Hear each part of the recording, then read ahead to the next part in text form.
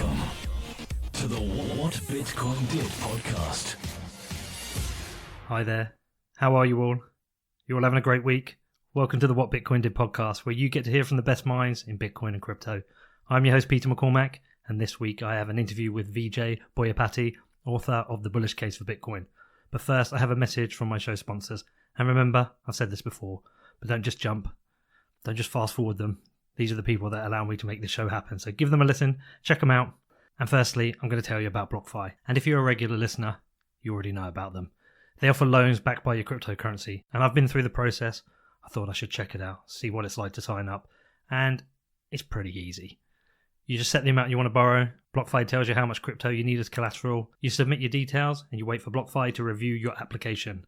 I completed the process in about 2 minutes. And actually, I got the pre-approval about 2 minutes later, which is pretty cool, right? So if you're interested in a loan, whether you're paying off credit cards or buying a house, BlockFi helps crypto investors use their Bitcoin, Ether and Litecoin without selling. BlockFi is the leading crypto to USD lender in the US, servicing over 46 states with interest rates as low as 7.9%. If you visit blockfi.com/whatbitcoindid, you can find out more about using your crypto without having to sell it. And I also want to recommend another podcast for you. The Wing VC podcast, Token Talk, is more of a general podcast, but specifically I enjoyed a couple of their episodes which I checked out this week. First up, there was Thomas France, co-founder of Ledger, who discussed how he wants to make it easier for the average user, and Joshua Stein from Harbor, who was discussing building decentralized blockchain-based protocols for issuing and trading securities. It's a great podcast, solid interviews, and I've added links to both the shows I listen to in the show notes. But if you want to check out the podcast, head over to wing.vc, which is wing.vc/podcast, or you can find it on iTunes and Spotify by searching for Token Talks. So on to my interview with Vijay. And if you haven't read the article, The Bullish Case for Bitcoin, then I recommend you do. There's a link to it in the show notes, but you can easily find it by searching on Google for The Bullish Case for Bitcoin. I've read it 3 times now. I read it twice when it originally came out. I read it once more before we did the interview, and it brilliantly argues the case for Bitcoin as a reasonable investment, broken down into 4 different parts. And as the year is closing out, I thought it would be great to get Vijay on the show to discuss the article and why he is so bullish about Bitcoin. So I hope you enjoy the interview. You know, as ever, you can get in touch if you've got any questions. My email address is hello@whatbitcoindid.com. And if you want to support the show, there's a whole bunch of things you can do. I've got a page on my website that explains it. If you head over to www.whatbitcoindid.com and click on the support section, there's a whole list of things you can do. And I also want to say a big thank you to my first patron, top tier sponsor, Elite Crypto Consulting, your personalized trading teacher. Thank you guys. Thank you for supporting the podcast. Okay, I hope you enjoy the interview. If you have any questions, please reach out to me. My email address is hello@whatbitcoindid.com, and I look forward to hearing from you. Good evening, Vijay. Well, it's evening here. I always say this to people, but it's probably a different time for you right now. That's right. It's noon here in Seattle. Right, okay. Well, listen, we've got a lot to get through. Your article, The Bullish Case for Bitcoin, I think I've read it 3 times now. I read it twice when I originally saw it, because I kind of read it once and I was like, one of those things, right, I've got to do that again. And obviously I've reread it again for this interview. Outside of that, I struggled for a while to find some of your work. It was only then when I went to the Mises Institute work, I saw some of your other writing, but that was kind of your first big crypto article on Medium, right? That's right. I hadn't really written anything about Bitcoin before then. I had done an interview in 2014 where most of the ideas that I talked about in the article were discussed, but I hadn't written anything. That's right. So we're going to work through that because I think it's a good topic and there's loads to ask. But before we do, a couple of questions. Okay, first one's quite a simple one. Why Bitcoin for you? Wow, that's a very deep subject. So I got interested in Bitcoin in 2011. And as a student of Austrian economics, I immediately understood that it was a monetary phenomena. And so that I found absolutely fascinating. How does this thing have any value? It just sort of comes out of thin air. And I had been a gold bug for a long time. Actually, I'll tell you a story that I've never told anyone else. When I was a kid, my mother got a brain tumor and she was very ill, and my father was very worried about her. And I was born and raised in Australia with my sister, but my father and my mother were born in India. And my dad kind of panicked the idea that potentially he would have to raise and take care of two, you know, pubescent children in Australia without his partner really scared him. And he, for a brief time, decided he wanted to take us back to India, or go back to India for him. And at the time, there was no easy way of transferring money to India. The banking system was just horrendously bad, ramshackle. Um, a bank could have multiple branches, and you couldn't transfer money between a bank's own branches. So there's no easy way for him to transfer money to India. So he sold a bunch of his assets in Australia and turned it into gold. And I vividly remember as a child going to India on an airplane with my dad carrying bags of gold, and the sense of how terrified he was to be carrying his wealth in a bag, that anyone at any time could rob him and he would lose all his wealth. Um, so when I came across Bitcoin, I immediately understood its value proposition and why it was so unique and so special. It was digital gold, except that it was easy to uh, transfer to anyone, anywhere on Earth. And in a way, it's like gold, except with this magical ability that you can teleport it. And so I, uh, I got interested immediately. And to tell you another story, the first Bitcoins I ever got in 2011 was due to a bet that I made with a friend of mine. I've heard this. Yeah, he's So based on December prices, he gave you 100 grand. yeah, he gave me a lot of money. So the story is kind of interesting. He lost the bet, and the bet was for a single silver eagle, which was at the time worth $50. And my friend, who had become interested in Bitcoin in 2010, said, "Listen, don't take the silver coin. I can give it to you if you want, but let me give you Bitcoins instead." And I had no idea what he was talking about. And he said, "Look, this is an amazing new technology. It's a new form of money." And I really trusted him. This guy's brilliant and has introduced me to a whole bunch of things. One of the best investors I know. And so I said, "Okay, fine, I'll take it." And so he was like, "Well, you have to download this software." I'm like, "What the hell is this?" So I downloaded the core software, and it started downloading the blockchain, and it took hours and hours. It was a really small laptop that I was doing this on. It's like, what on earth is going on? What, I have to download gigabytes and gigabytes of data just to receive this thing. And he sent it to me, and he showed me on a very primitive block explorer the Bitcoins that he had sent me. It was just a string of numbers and letters. I was like, "I don't know what this is." Okay, he gave it to me. And so unfortunately, it was 5 Bitcoins. Unfortunately, those Bitcoins were on a laptop that was taken by my ex-girlfriend at a time when they weren't worth very much. Maybe they were worth like $70. And so I didn't think anything of it. And during 2017, as the price of Bitcoin was going up, I was like, "Oh man, should I contact her? Should I say that a laptop has $20,000 worth of Bitcoin? Oh crap, 50,000, 100,000." And eventually, I emailed her, and she told me that unfortunately it had been lost in a hotel in Minnesota. And so those Bitcoins are dead forever. Those 5 Bitcoins, and you can see them on the blockchain. They've never moved since they were given to me. Um, so yeah, that's how I got into Bitcoin. I had that with I had a few hundred Litecoin at one point, but that were worth nothing, and I had them in a wallet, and I had the password at my old work.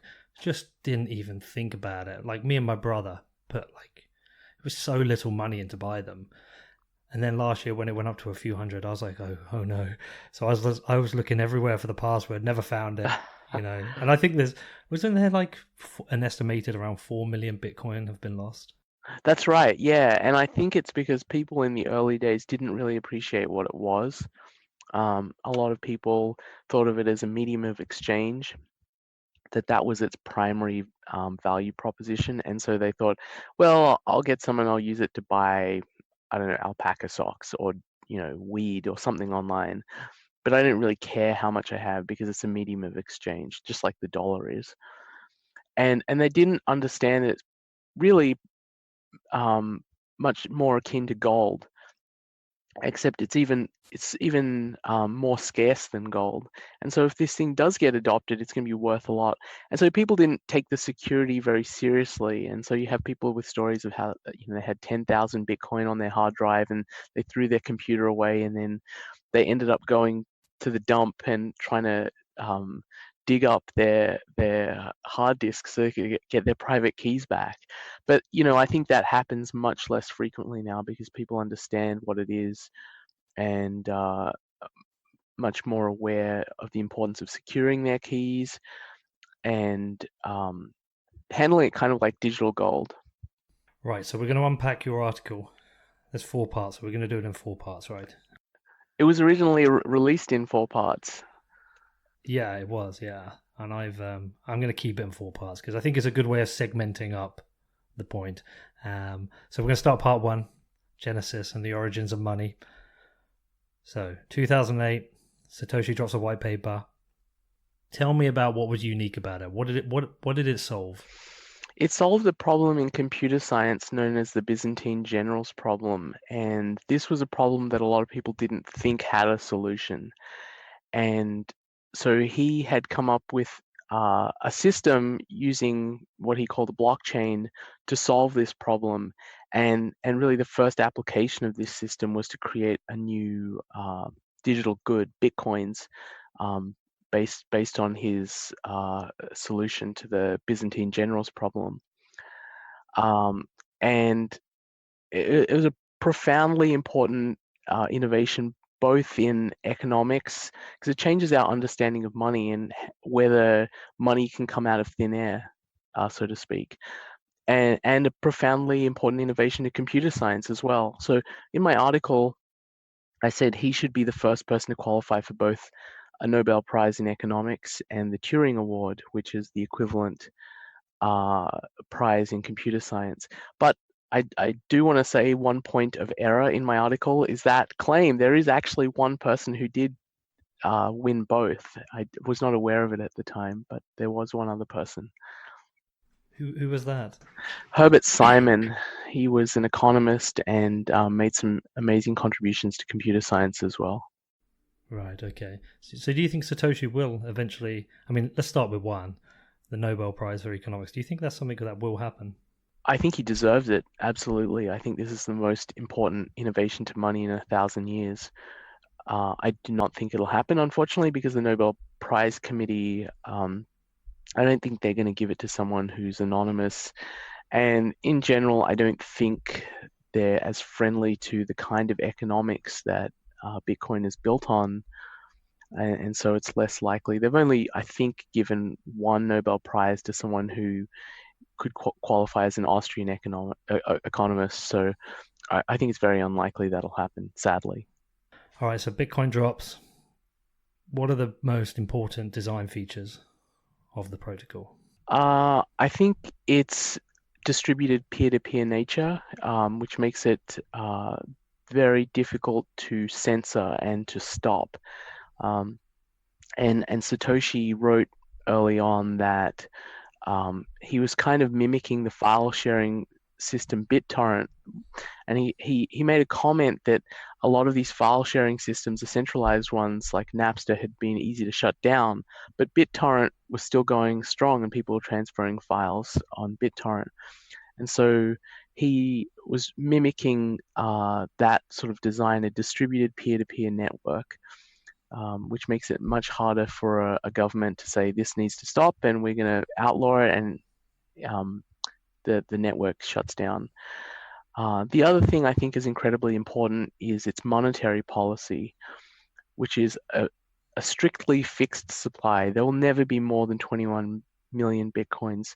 So Bitcoin is the hardest money that has ever existed. Not even gold, which we sort of think of as limited in supply, is as hard as Bitcoin.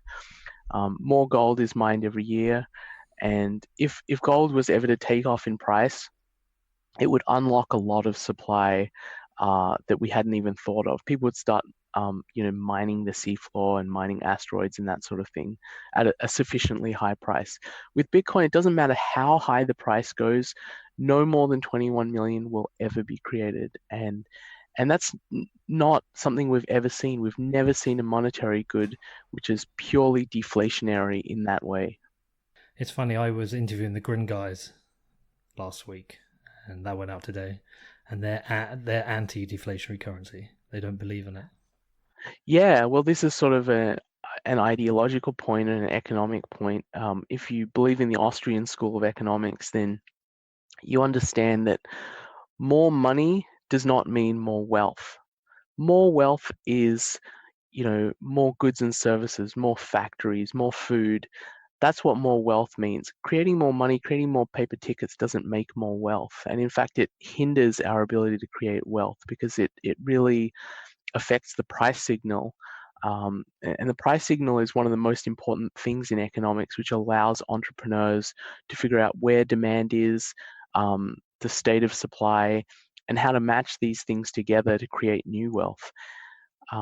So I think inflationary monies are incredibly harmful, and they're also associated with government's ability to spend. Governments love inflationary monies because it allows them to tax a population insidiously. Taxation is a direct means of obtaining funding from a population. You have to go into people's pockets and take the money out. And so they are aware of it and they don't like it. And there's political backlash. Whereas with inflation, it's hidden and insidious. And so um, I think governments especially love uh, inflationary monies and why they argue for it, and why there's a whole cottage industry of economists who explain why inflation is good for us, which I think is absolute nonsense. So inflation is taxation. It is absolutely. It's taxation. It's a really unjust form of taxation which transfers wealth from the population in general to the people who get the inflated money first, which is the banking system. And really, do you want to be transferring wealth in an insidious way from farmers and nurses and doctors to bankers? I don't think so. So I think it's uneconomic, and I think it's morally unjust, and it needs to stop. Okay. So Bitcoin is a great investment, but we're not going to give any financial advice. But hypothetically speaking, why would anyone want to buy a digital asset, magic internet money, which isn't backed by any commodity or government? Isn't that hugely risky? It is. It is a huge risk, but if you understand Bitcoin as a monetary good, um, we can understand and think about the attributes that make for good monetary goods, and whether Bitcoin excels at those along those attributes. I mean, the attributes that make for good money have been known since the days of Aristotle: uh, fungibility, portability, divisibility, or those kind of attributes. And if you look at Bitcoin along those attributes, it absolutely excels. It's scarce. Scarcity is another one of the, I think, the most important attributes. Um, and so Bitcoin is more portable, more divisible. It's it's more scarce. It's also censorship resistant. So there's a huge segment of demand from people who want to keep their wealth in a non-sovereign store of value, something that cannot easily be seized. And there are people in places like China who have built up wealth over their lifetime, who may want to leave China, and they don't have a means of doing it if they use their sovereign money, if they use China's yuan. And so uh, they will demand something like Bitcoin because it has the attributes which allow people to keep their wealth in something that cannot be seized, is easy to transfer and transport. Um, so my view is that the economic case for Bitcoin is that it's a superior form of money to the types of money that we have available. It's certainly superior to fiat money, and I think it's also superior to gold. The one advantage gold has over Bitcoin is established history.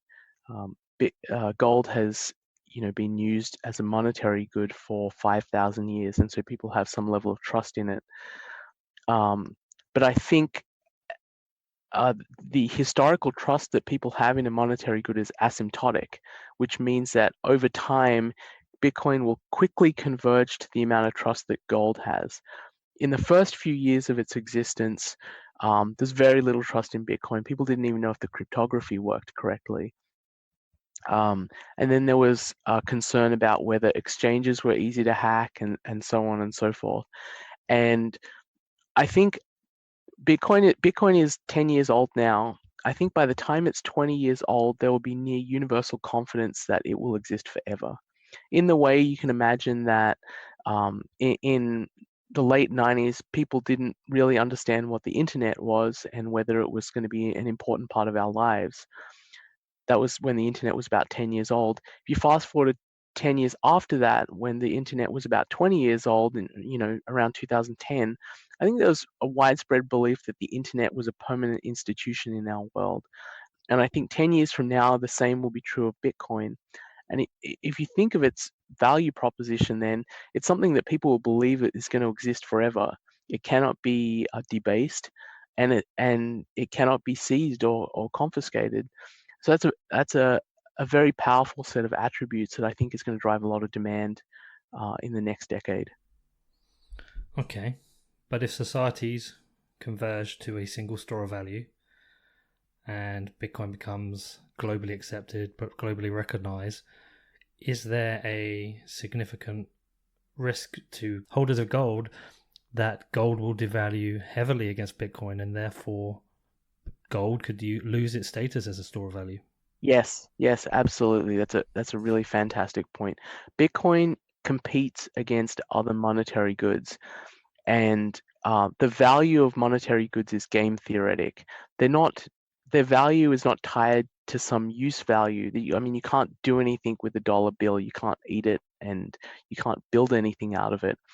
So one of the points I make in my article is that the value of a monetary good is based on everyone's appraisal of everyone else's desire for that good.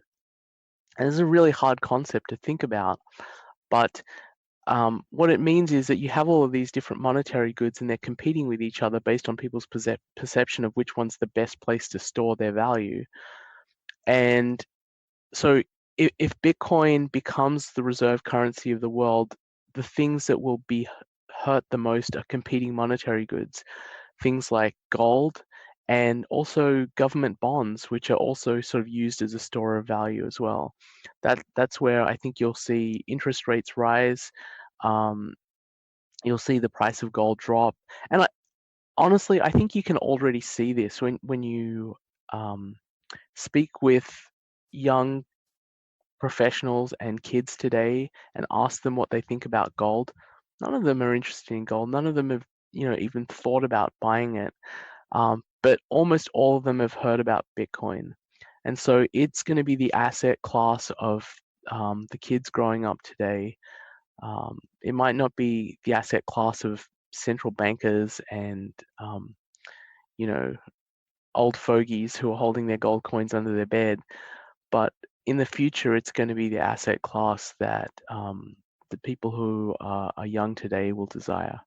Kind of like what YouTube did to TV. I've got two children. My daughter's 8, my son's nearly 15. His entire media consumption is YouTube and Twitch, and my daughter is pretty much YouTube. The only reason my son watches TV is for sports, and I really don't know what my daughter's pretty much just YouTube. They have no interest in traditional TV. So I guess it's the same scenario. And another point, actually, I've said this in a couple of previous podcast episodes, and you cite John Pfeffer in your white paper, in your article. I don't remember citing John, but John's fantastic. So yeah, he's thanked at the end. Oh yeah, thanked. Yeah, he read the article for me. Yep. Right. So I had lunch with him last year, and he said this brilliant thing that has always stuck with me, and I've repeated it a number of times. But he said, fast forward 200 years and we're all flying around in our Millennium Falcons. Do you think we're going to be transferring and carrying lumps of gold with us? And I was just like, yeah. Well, I think you're right. yeah. One of the things I think is amazing is that you can see the future in the present if you're observant enough, and if you pay attention, like you're doing to what your kids are doing, you can see what the future will look like. And I think the most astute um, investors could understand this. They could understand that Bitcoin is this new scarce digital good that young people are going to desire in the future, and they're not going to desire gold. And that's hard, for me, someone who's a gold bug and who owns gold, to think of that. Um, when I first bought Bitcoin, I thought of them as an insurance policy against my position in gold. And now I think of it the other way around. I think gold is my insurance policy against my position in Bitcoin. Um, if there's a solar flare or something like that, and all the computers on Earth are wiped out, and no one knows who has how many Bitcoin, then maybe gold will come back. But I think it's unlikely. So going back to your article, I found it really interesting the part where you talked about how societies, as they grew and expanded and traded cross borders and across seas, there were different and competing stores of value. And when gold became the first global store of value, it was one of the reasons that one of the benefits was the efficiency of trade, because it was a globally recognized store of value. Bitcoin takes that one step further with the ease of which you can transfer it globally. So you say to me, see in the future, if the future's Ready Player One and you're in a virtual world with people all over the world and you need to transact, you need something like Bitcoin, right? Yeah, absolutely. We live in a digital society, and much of the value that is created today is digital. So Bitcoin will become, I believe, the unit of account of the digital wealth that's out there, and it it already is becoming a sort of unit of account for people who are buying digital assets. So people who are trading other cryptocurrencies back and forth. Really, what people are trying to do is accumulate more Bitcoin. They think of their profits in Bitcoin terms. Like you have a certain number of Bcash, for instance, and you think this is worth point 0.2 Bitcoin, so I can increase my Bitcoin position by 20%. So I think it's already starting to get this unit account status for certain digital goods, and I think that'll continue into the future. Okay, so moving on to part two, the attributes of a store of value. And I'm going to disagree with you a little bit in here, but let's go through Okay. it. The attributes of a ideal store of value. Okay, it's durable, it's portable, it's fungible, it's verifiable, it's scarce, it has an established history, and it's censorship resistant. Let's forget about fiat for now, because the fiat compared to gold and Bitcoin as a store of value, I think we can agree it's pretty crap. But let's compare with gold, right? You would say gold is more durable than Bitcoin. I can't remember the rating I gave to gold, but I think I said it was more You gave it an A A plus. plus. Yes, I should bring my chart up, but yeah, I think I recall saying that gold was more durable because the gold that has been mined throughout history all still exists. The gold that was used by the pharaohs still exists, and probably some of it is in gold bars in the Federal Reserve vault. So yes, gold is very, very durable. But Bitcoin is more portable. Yes, it's much more portable than gold. And so if you return to the story I told you about my dad going to India, I mean, he wasn't taking that much wealth, but imagine if you're trying to transfer 10 million or 20 million dollars worth of gold to India, how difficult that would be. Physically carrying that alone would be very difficult. But you can walk across any border on earth carrying $100 million of Bitcoin and no one will ever know. So that is a very, very powerful thing. And I think it's one of the um, uh, biggest comparative advantages Bitcoin has over gold. Right, okay. I agree with you on that.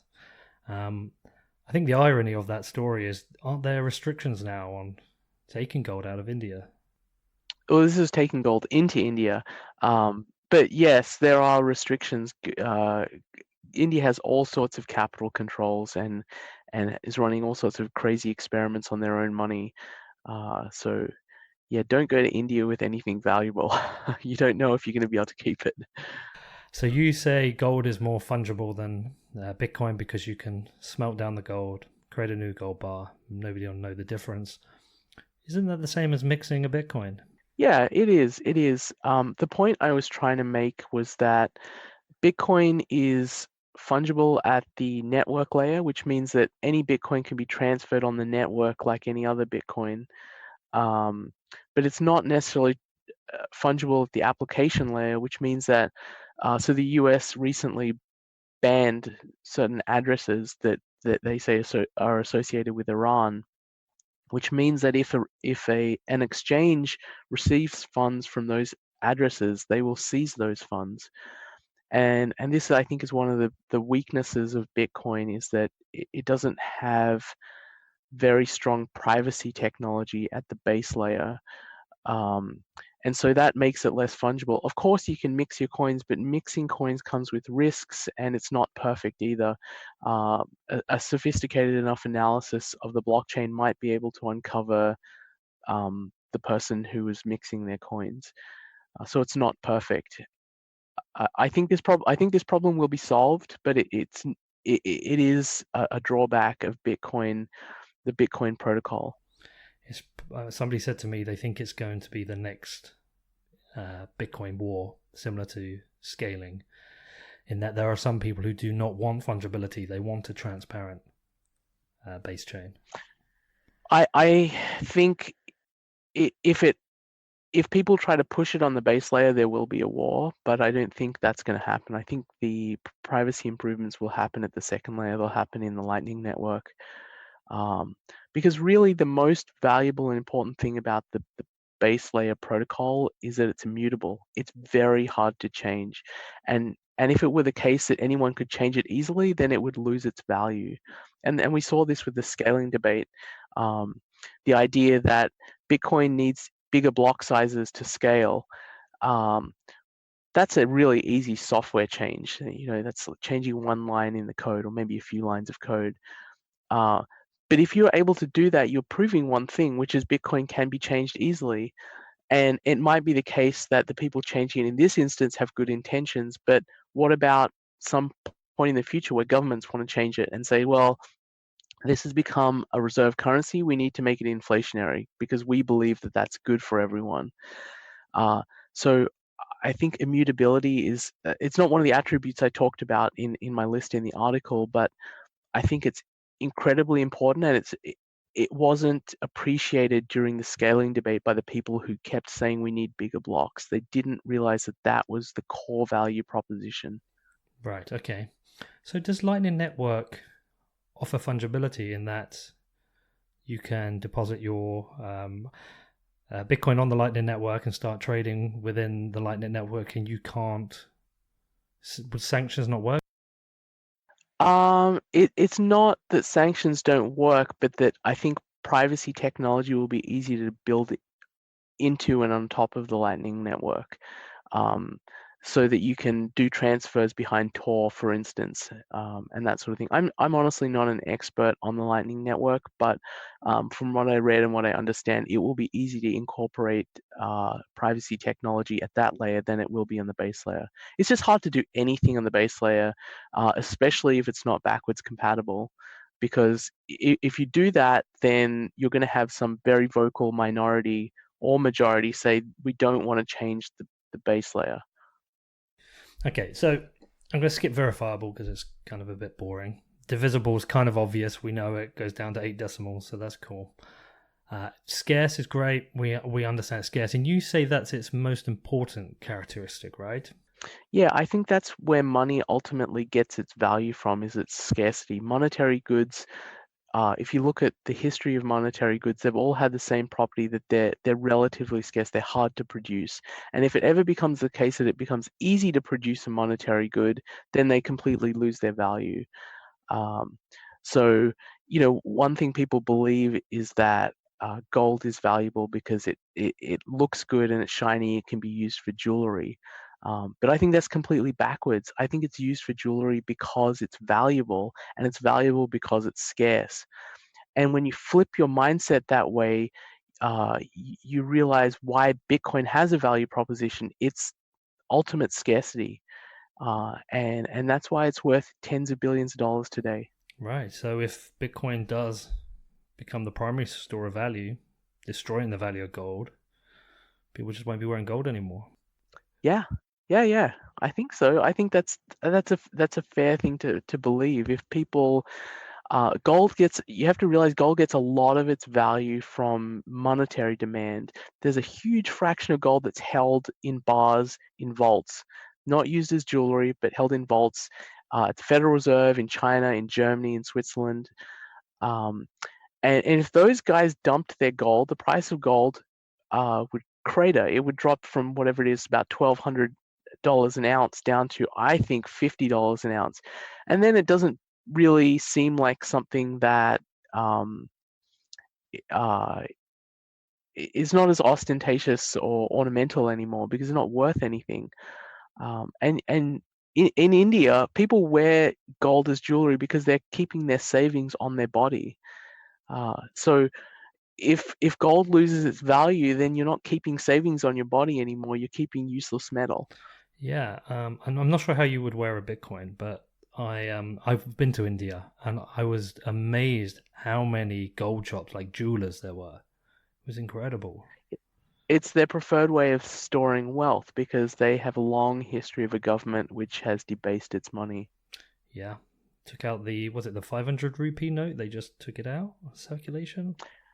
Yeah. You don't even know if the money in your pocket will be worth anything the next day, because the government will just say, we're banning these notes now.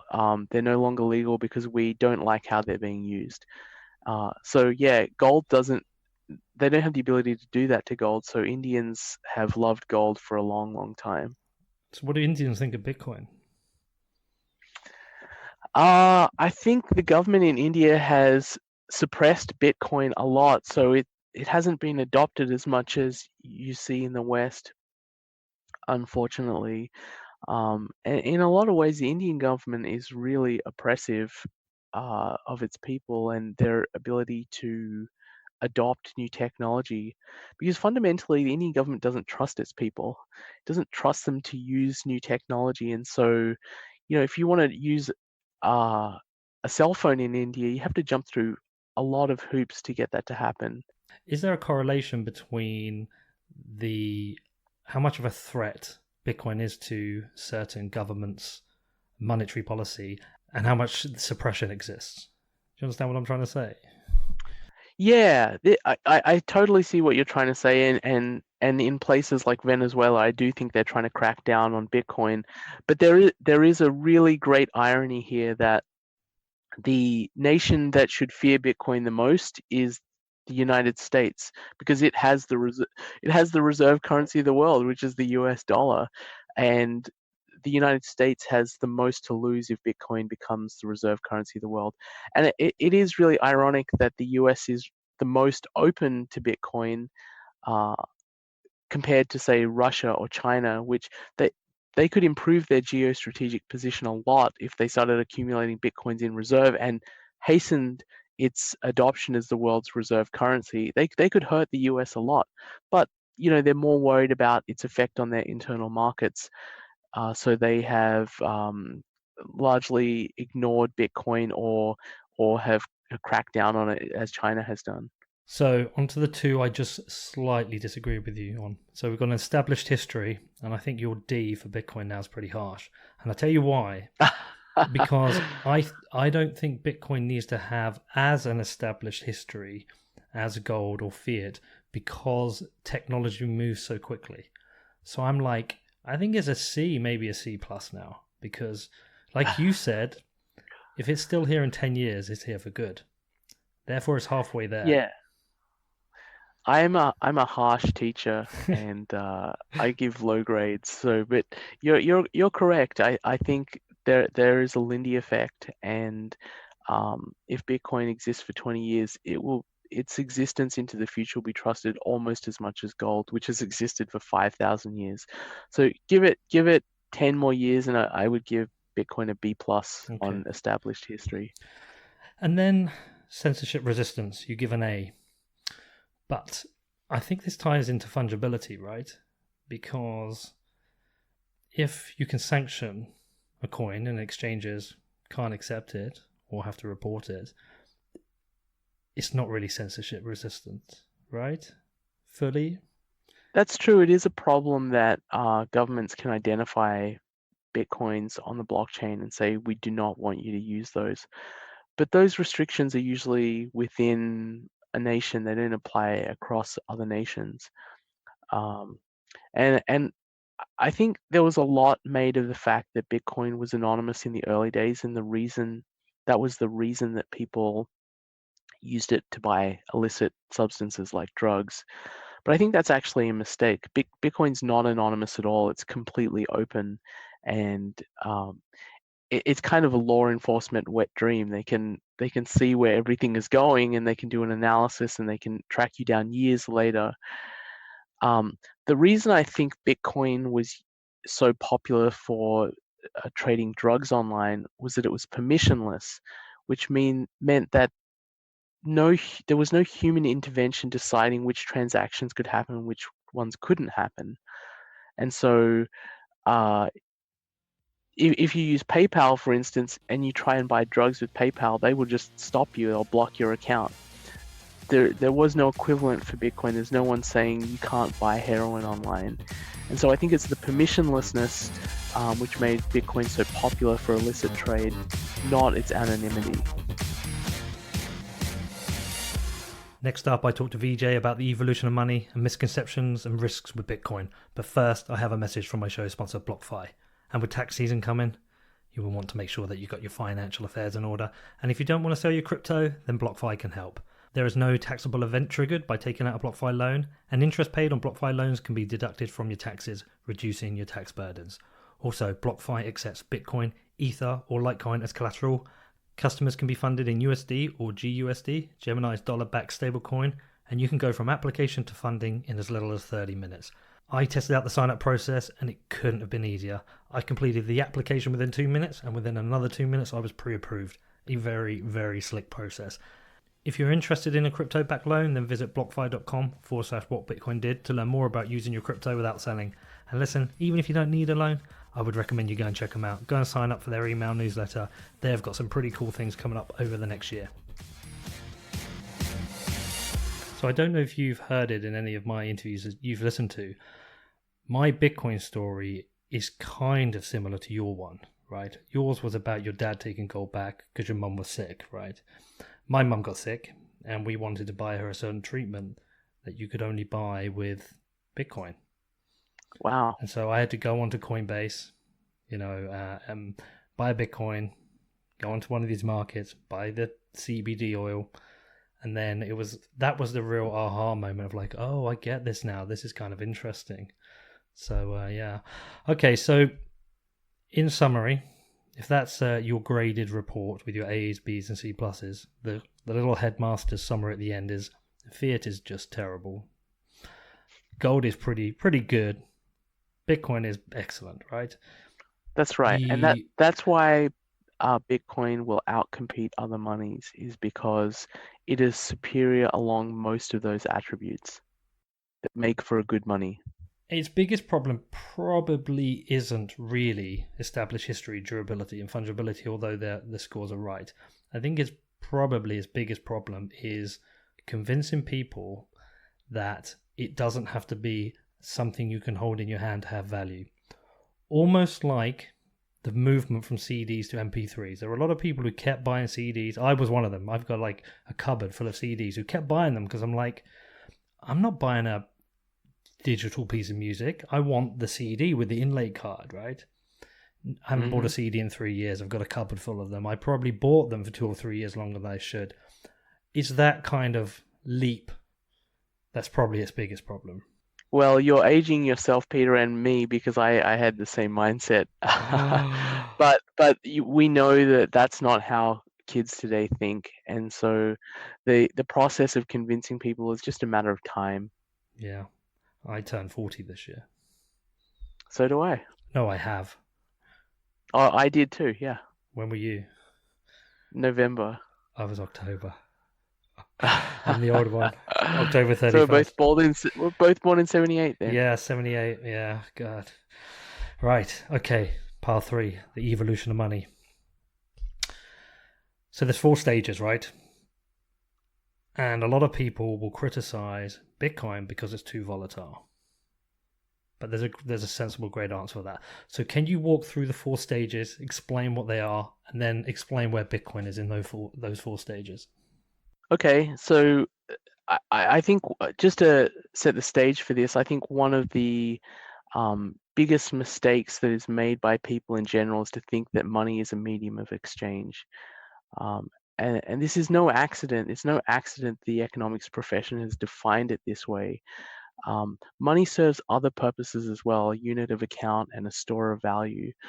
And the reason that it's been defined this way, in my opinion, is because governments have constantly tried to destroy money's role as a store of value. And gold served both purposes. It served the purpose of a store of value and a medium of exchange. And gold was not rejected by the market. Gold was demonetized by force. It was confiscated by governments around the world, and it was demonetized that way. So uh, I just wanted to set the stage to say that most people think of money as a medium of exchange, but really, money evolves to become a medium of exchange, and the stages of the stages of evolution of money. The first is that money starts off as a collectible, which is something that is valued just for its peculiarities. You can imagine um, ancient man picking up something, a shiny gold nugget, and thinking, wow, this is cool, and just wanting it because it's cool. And the same thing also applies to Bitcoin. The first people who obtained Bitcoin, uh, or for instance, the person who sold some pizzas for Bitcoin, why did he take them? They had no market value at the time. He took them because they were cool, and so they become a whimsy of the possessor, something that the person values in and of itself. The next stage, once there are enough people who value the thing as a collectible, people start perceiving it as a store of value. That is, it's something that I can trade for on the market because there are other people who value it and think it's cool. And as people start perceiving it as a store of value, they'll start holding it as a store of value. They'll think this thing seems to hold its value pretty well and it actually increases in value over time, so I'm going to get some. And this actually hastens the process of becoming a store of value. It's a feedback loop. Um, and this feedback loop ultimately ends when it's held by everyone as a store of value. Everyone wants a little bit of it because they recognize it's a store of value. And this is essentially what happened to gold. And on a smaller scale, other monetary goods like beads or seashells within their societies. And then once it's fully adopted, once it's widely owned within a society as a store of value, its purchasing power will stabilize because you don't have new entrants coming into the market demanding it. So for instance, people now have argued that Bitcoin is too volatile. Well, it's too volatile because the ownership base is so small. There's only, a few tens of millions of people. So in the early days when there was only a few thousand people, if a new person came along and said, I want to put $1 million into it, it's gonna cause a huge spike in the price. And the idea that you can go from something that's worth nothing to being $1 trillion store of value without seeing volatility is absolutely absurd. There's no straight there's no straight path from zero to global store of value without volatility. So Muir had made that point on the Pomp Show, and it never crossed my mind that, although it's kind of obvious, and this is why we have these. You talked about kind of fractals in hype cycles. Is it the Gartner cycles, right? Because we get the new entrants, and then they leave, and then the new entrants tend to come in late on the FOMO, lose a bit, and we just get this rinse and repeat. That's right. So the one last thing I wanted to say about the stages was there's one stage after medium of exchange, which it becomes a unit of account, and a unit of account means that you start seeing prices quoted in terms of that good. So, for instance, a loaf of bread is a tenth of an ounce of gold.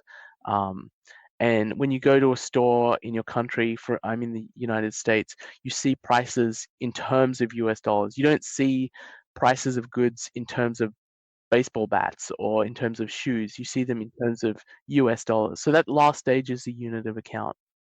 But as you mentioned, this transition or this evolution through these stages doesn't happen in a smooth way. It happens as a series of cycles, these hype cycles.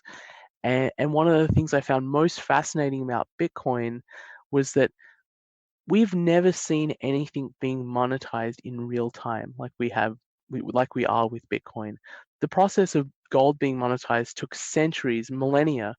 Uh, so we get to observe in real time what this looks like.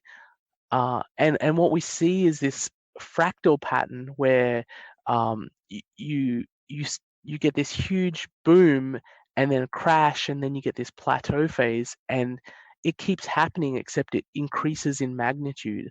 And so if you take the chart of 2016, 17, 18, and you superimpose it on the chart of 2012, 13, 14, it looks almost identical. It's just bigger. Um, and the thing that I thought was most amazing is if you look at the chart of gold from the 70s to say 2010, it exhibits almost exactly the same pattern. It's a perfect hype cycle. And so one of the things I speculated was that this is an inherent social dynamic to the process of monetization, and one that we'll keep seeing until Bitcoin is widely adopted. So we cannot expect that this is going to be a smooth ride. It's going to be a series of booms and busts that get bigger and bigger and bigger, until eventually it's global money. And there seems to be two very important hype cycles. One will be real institutionalization of Bitcoin, not just a few interested hedge funds or family offices, rich guys, but real institutionalization with Bitcoin traded as a product derivatives globally on every exchange. And then also a nation state cycle. Do you agree with that? Or is there anything I've missed? Yeah, I agree with that. I think that'll be the latest stages of Bitcoin's monetization, especially the entrance of nation states. Um, a lot of nation states are ideologically opposed to something like Bitcoin, and establishment economists in most countries uh, don't like it because it's not something that they can control or inflate, and so they lose control of their monetary policy. And you're starting to see the first inklings of um, the existential threat that Bitcoin poses to central banks around the world.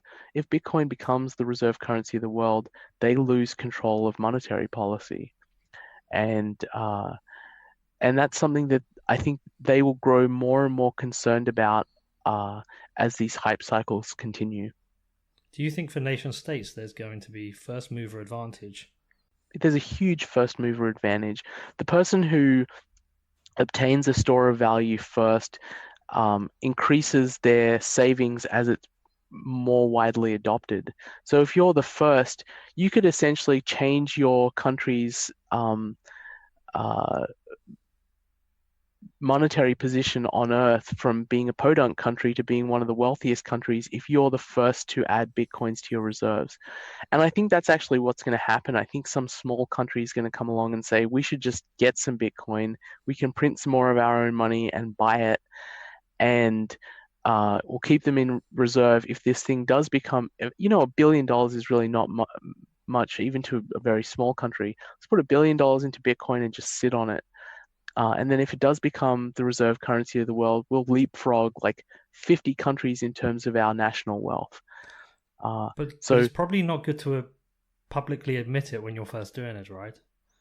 Oh, Like, absolutely. You don't want to admit it while you're accumulating. You want to admit it after you've finished accumulating. there's every chance governments are accumulating now then. Certainly, it's possible. I think it would be a conspiracy that's hard to keep silent. So I think in Western countries, it's not happening. I think it's probably already happened in North Korea. I think they've probably got teams of people who are um, hacking accounts around the world just to accumulate Bitcoin. Um, one of another great irony is the US had a fairly large position of Bitcoins, and instead of keeping them and adding them to the reserves of the national treasury, they sold them. They confiscated Russell Ulbricht's Bitcoins, tens of thousands of Bitcoins, and they sold them at some horrendously low price. To Tim Draper, Um, right? yeah, to Tim Draper. It is kind of akin to the Bank of England selling gold, all of its gold, at the very bottom of the market in 1999. National governments are not very smart about investments like this. So I don't expect the US government or the British government to be adding Bitcoin to their reserves until the end. And so they're going to be at a huge disadvantage. Okay, so we've got part 4. You right for time? Yeah, I'm right. Yep. Okay, misconceptions, real risks, and then your conclusion. So let's go through the misconceptions first. Bitcoin is a bubble. Yeah, people criticize Bitcoin as being a bubble, and they use this term as a pejorative, as if it's a bad thing. My point is that all monetary goods are a bubble. All monetary goods exhibit a premium uh, price over what could be demanded for their use value alone. And so if gold's price reflected only its use value, it would probably be $50 or $100 because it's not really used for anything. Maybe gold teeth and a small amount of it is used in electronics. Um, but its premium over its use price is really large. It's like $1,000.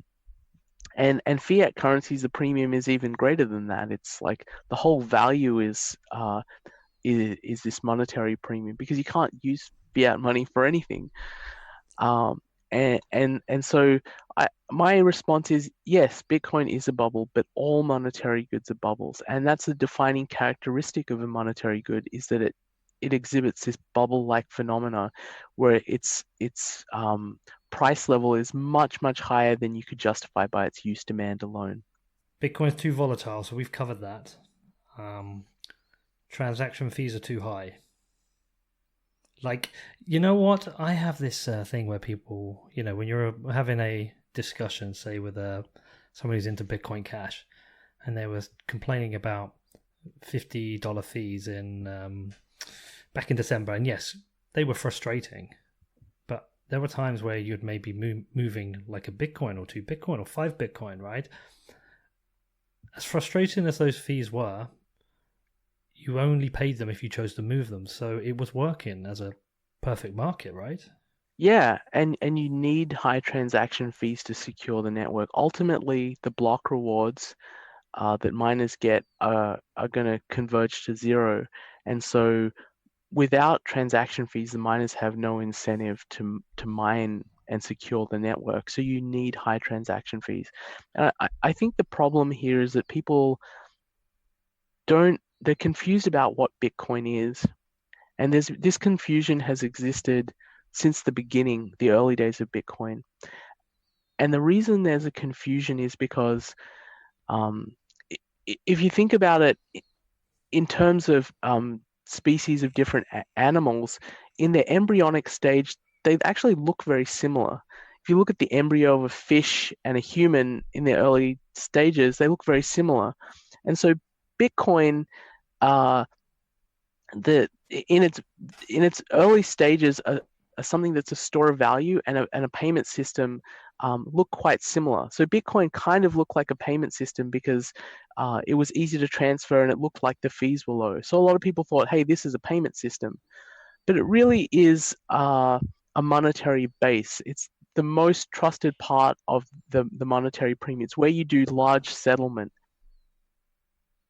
And so the this is that Bitcoin is like the container ship of value transfer. It's meant for large value transfers where you don't trust the people you're dealing with, and you want to transfer hundreds of thousands or millions of dollars across borders. Uh, and if Bitcoin is a container ship of value transfer, then something like the Lightning Network is that last mile delivery service. It's the guy on the bike carrying 2 parcels to your doorstep.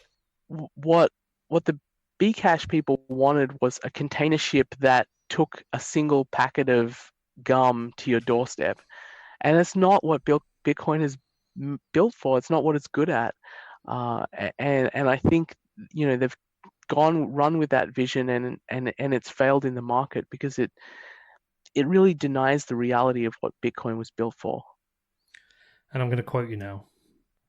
The development of the Lightning Network is a profoundly important technical innovation in Bitcoin's history, and its value will become apparent as it is developed and adopted in the coming years.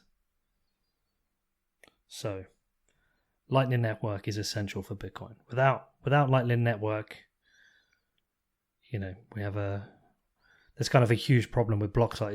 It is the whole scaling problem, right? Yeah, I don't think I would quite agree with the way you phrased it. I don't think it's a problem for Bitcoin in the sense that if there was no Lightning Network and all that Bitcoin was the settlement layer, or if all it was digital gold, that would be a huge success case. I mean, that's going to get you to Bitcoin with a price of like 400,000 per Bitcoin. That is not a failure. But if Bitcoin is to be used as a medium of exchange, you need a low-cost way of transferring small amounts of Bitcoin, and that's not possible without the Lightning Network. So for Bitcoin to become fully fledged global money, for it to sort of get into a price level of 5 or 10 million per Bitcoin, then yes, I think the Lightning Network is very important. Okay, 2 other misconceptions: that currency competition in crypto is a problem. Yes, people have said that it's open source, it's easy to copy. So why won't something else just come along that's better than it and overtake Bitcoin, and Bitcoin will die? And my primary argument here is that there's a very strong network effect in place with Bitcoin. It's the first one, and so it attracted the best developers. It has the most liquidity in the market, and has the most security. And so the network effect, when it exists for any product or service, is probably the most important feature of that product. Why did Microsoft Windows dominate for so long? It wasn't the best operating system. It dominated for so long because it had this very strong network effect where most of the applications were on Windows. And so if you wanted to buy an operating system, you wanted the one which had the most applications. And because most people wanted it for that purpose, most of the developers developed more applications for it. And so it's this very strong feedback loop. And I think it applies just as much to Bitcoin as it does to, say, Microsoft Windows or Facebook or products which also have a network effect. The last misconception is that forking is a problem. I think forking is dead, by the way. Yeah. I don't recall exactly what I said about forking. I think it's probably along the lines of when you get a naysayer like a Nouriel Roubini will say, you can just fork and create new coins and create new currency, and everyone gets a share straight away. And well, the thing with forking that makes it slightly different to just regular competition, like for instance from Litecoin, is that you're copying the entire transaction history, and so you're piggybacking on the ownership distribution of Bitcoin. This means that Bcash, when it was created, had all the same owners that Bitcoin did instantly. And so that they could claim that they were as widely distributed and owned as Bitcoin. And actually, that's part of the reason why forks, a lot of people thought forks were a good way to bootstrap their new altcoin, because it would give them a base level of ownership and demand. And it actually kind of worked for a while. Bcash had a very, very large market cap at one stage. It was like 20 or 30 billion dollars, and so I think people have scammers have always wanted to find new ways to make money easily, and they've tried all of these different methods. There's like ICOs and airdrops and forked coins. But I think eventually people get tapped out and realize these things are a scam and they don't work anymore. And so the first fork had commanded a substantial fraction of Bitcoin's value when it was created. I think that at one point Bcash had a price of about 0.3 Bitcoin, so 30% of Bitcoin. The next fork that came along was Bitcoin Gold, and I think at its peak it was about 4% of Bitcoin's capitalization. But then if you look at the ones that have come after that, um, they're worth essentially zero, and so there's no point even redeeming them. So I think this particular type of scam has fully played out, and forks are when I wrote it, it was more obvious that they might be a threat to Bitcoin, but now it's completely obvious they're not a threat at all, just by the market prices. So let's talk about the real risks then. And I think your first one is probably the biggest one, is the protocol level risks. So the recent CVE bug, whilst Jimmy Song went through the game theory and said exploiting it is difficult, but code has bugs, and Bitcoin is code, and it's a global system that could eventually hold trillions of dollars in value. So that's a real risk, right? I didn't think the CVE bug was that big a deal. When I talk about protocol risk, what I'm talking about is the discovery that the cryptography that Bitcoin was built on is flawed in some fundamental way, and so can be hacked, or someone can discover everyone's private key instantly. So then Bitcoin loses all of its value. Bugs, I don't think are as big of a problem, because while Bitcoin is a software protocol and the nodes that run on the network run this software, if a bug is discovered, Bitcoin is essentially a consensus of individuals running software, and the software helps them come to consensus. But if a bug is found and people on the network think it's serious enough, they can also come to consensus to fork the network to remove the bug. So a bug is not catastrophic. There have been bugs in Bitcoin's past, and they've been rectified. It it would only be a problem if everyone decided that they needed to continue running with the bug because the bug was considered really important in some way. Um, but if it was something like one of the bugs that Satoshi found, which let anyone spend anyone else's Bitcoin, then you very quickly get consensus from everyone on the network, like, we need to fix this bug. And so that's not a problem, it becomes a software problem again, and bugs can be found and fixed quickly.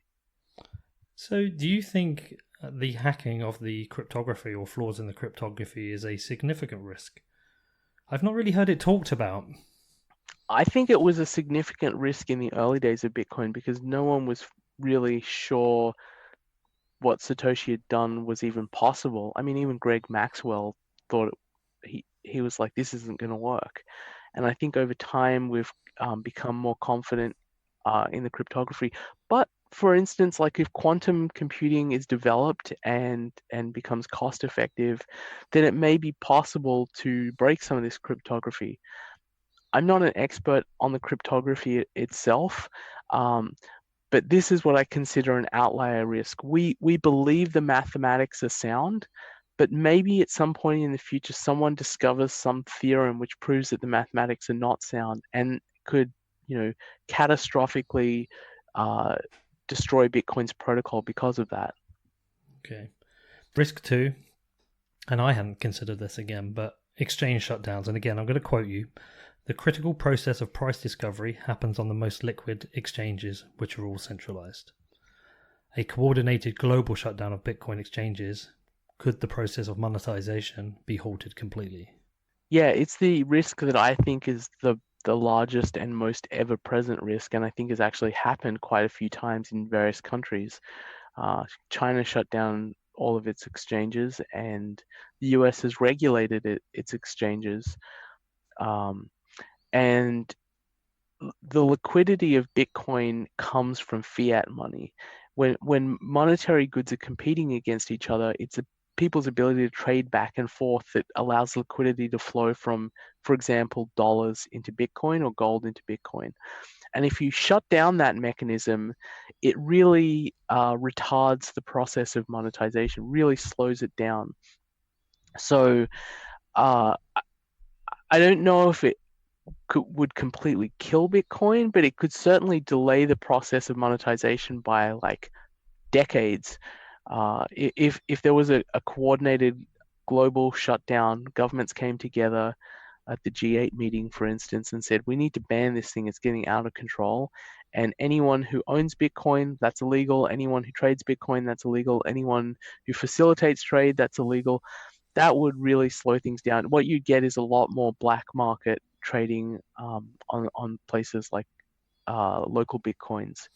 Yeah, see, I kind of thought we'd got past that point of any risk with major governments shutting down Bitcoin, because it just feels like, actually, for whatever reason, a lot of Western governments have been pro-Bitcoin.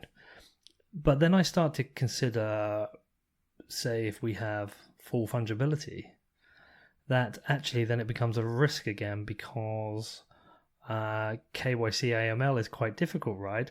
You're never going to see Monero on Coinbase.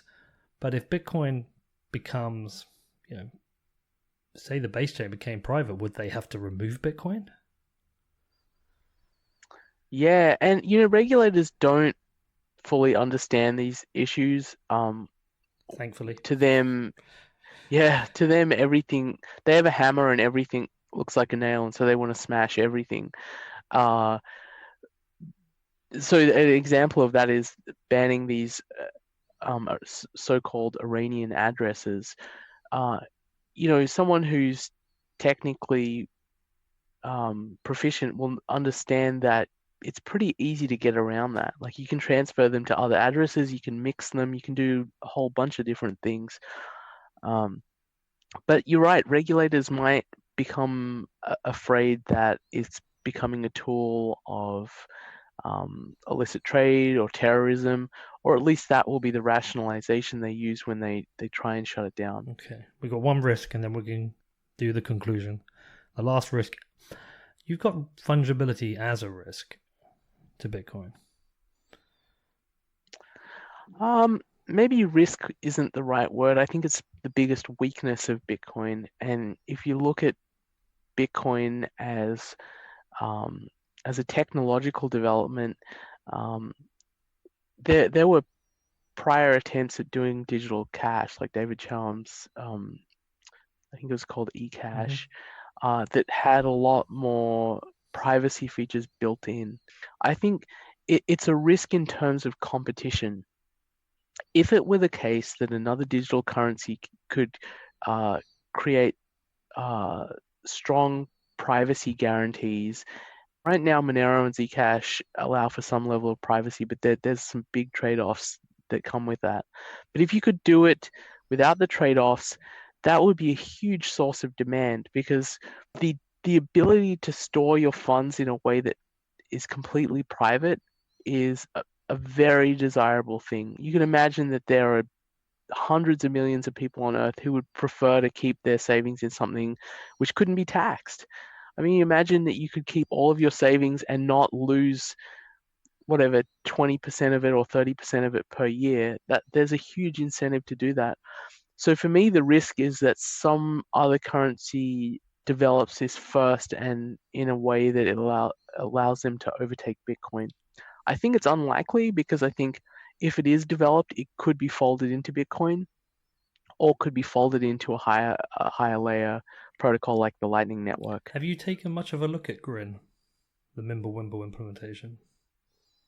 I've read about Mimblewimble, and it seems very, very promising. And I have never, hand on my heart, I have never owned a shitcoin, but Mimblewimble, or an implementation of Mimblewimble, would be really the first time I would consider even thinking about buying a shitcoin. So my interview today came out today was with Michael from Grin. He's one of the lead developers, and one of the things I said to him is that along my journey, I've kind of met Bitcoin maximalists who say, "Yeah, I'm a Bitcoin maximalist, but Monero's kind of cool."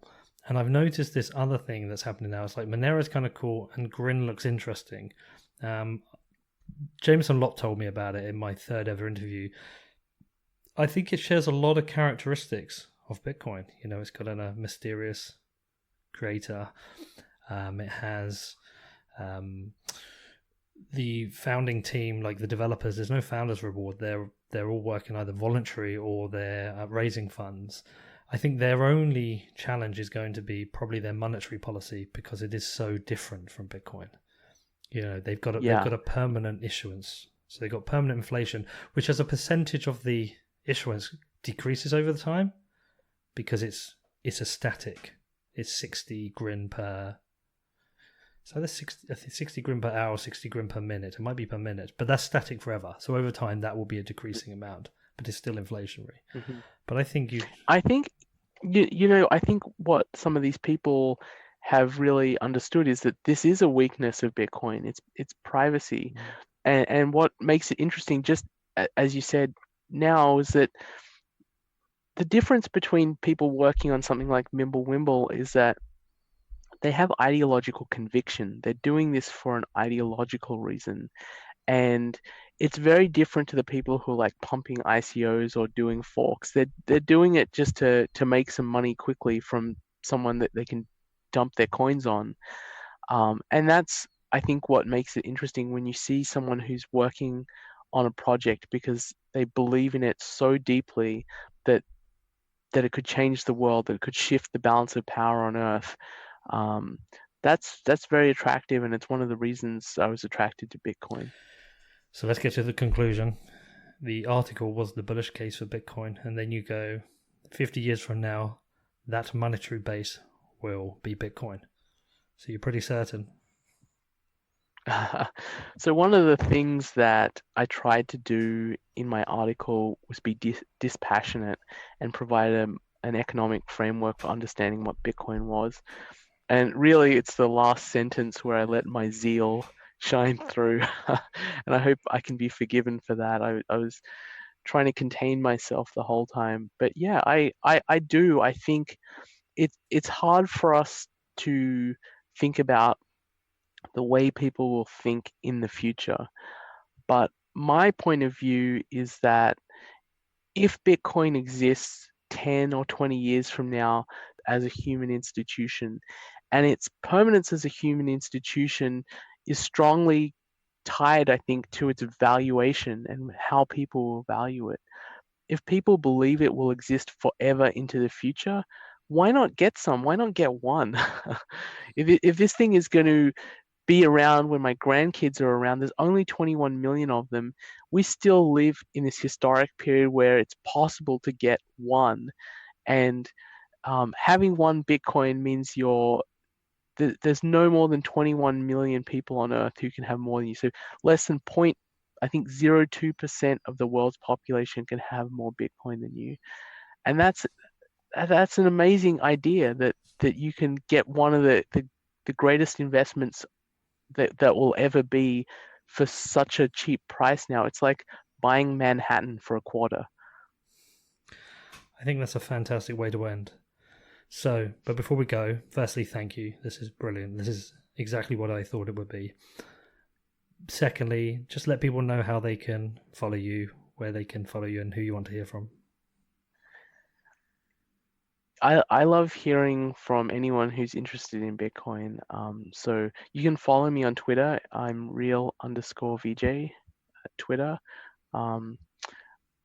I'm on Medium, but I have 2 articles on Medium. Most people don't know I wrote another article there.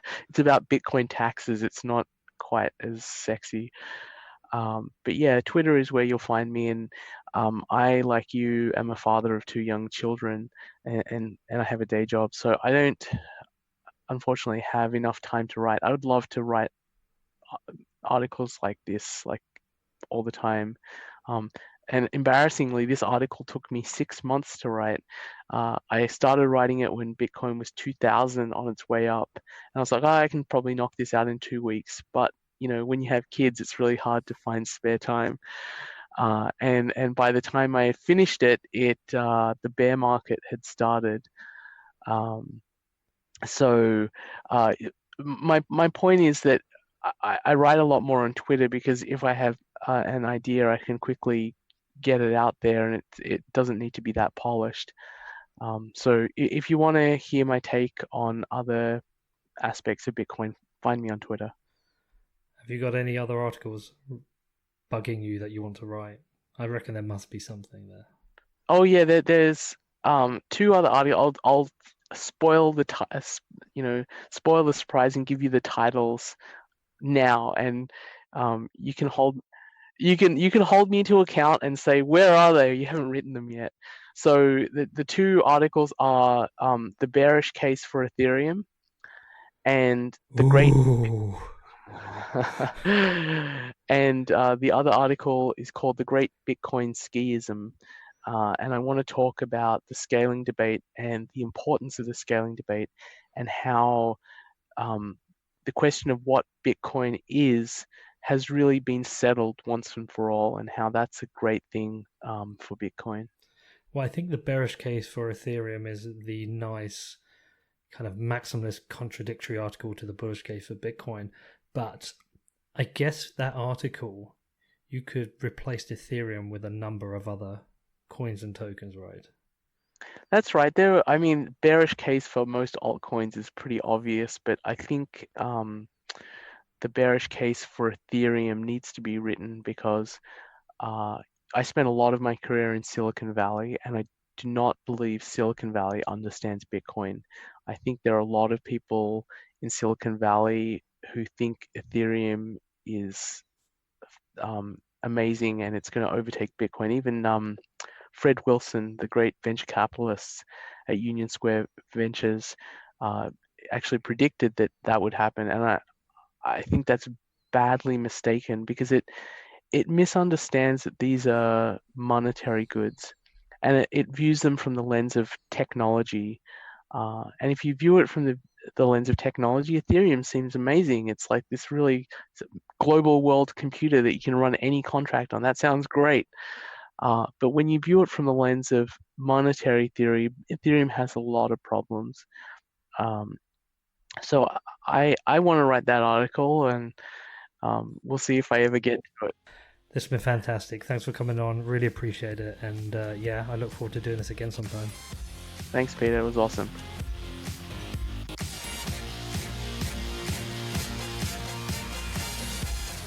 Okay, so what did you make of that? Did you enjoy that interview with Vijay? I did. I thought it was really cool. Have you also read the article? Do you agree with him? Are you bullish? Are you long-term bullish? I think the bear market has been pretty rough on most of us, really. But like Murad said on the Pomp Show, and Vijay says on this show, you can't go from zero to a global asset holding billions of dollars or even trillions of dollars in value without some volatility. Bitcoin has to move in cycles, and with each cycle bringing new people into the ecosystem. And listen, I'm not the smartest person.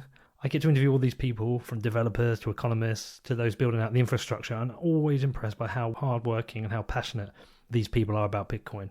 Bitcoin really is something special. And it's funny, this week I had a Ripple coiner accusing me of being a fraud, trying to pump my bags. Sadly, with the bear market and a poor investment in mining, where I've lost around $400,000 on the 70 S9s and the 70 Dragomins I bought, that I have probably less than 10% of the Bitcoin I had a year ago.